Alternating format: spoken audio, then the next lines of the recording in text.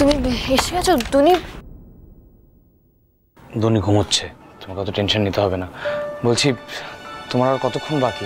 2:30 বেজে গেছে।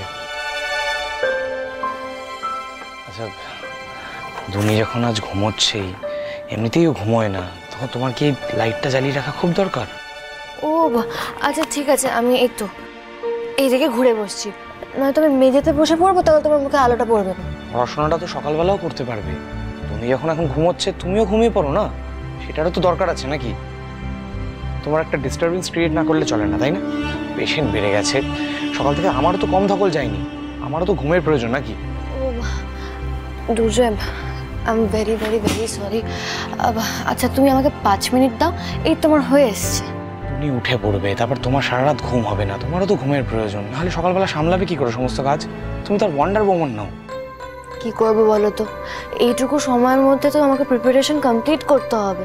এটা তোমার ফার্স্ট ইয়ারের ফাইনাল সেমিস্টার, আর তুমি বলেছিলে না তুমি ফাইনাল এক্সামে ফার্স্ট হয়েছিলে, আমাকেও তো হতে হবে।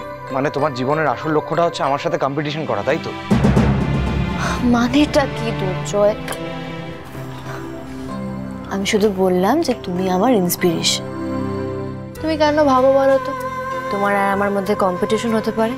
আমি তো ওয়ার্ল্ডের ওয়ান অফ দ্য বেস্ট ডক্টরের সাথে কাজ করার যোগ্য হতে চাইছি।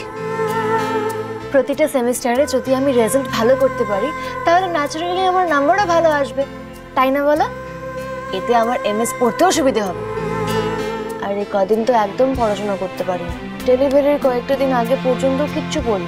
এখন হাতে সময় খুব কম, আর তার মধ্যে সারাদিন দুনিকেও দেখতে হয়। ও ঘুমোচ্ছে বলে আমি নিশ্চিন্তে পড়াশোনা করে নিচ্ছি। এখন আর পড়তে হবে না, এখন ঘুমো, কালকে সকালবেলা যা করার করবে, ঠিক আছে? এখন আর কিচ্ছু করতে হবে না। এখন এমনিতেই মা তোমাকে সমস্ত দায়িত্ব দিয়ে দিয়েছে বাচ্চাটার, বুঝতে পেরেছো? বসো, দেখলে তো সকালবেলা কত গন্ডগোল হলো। আচ্ছা ঠিক আছে, আমি শুচ্ছি।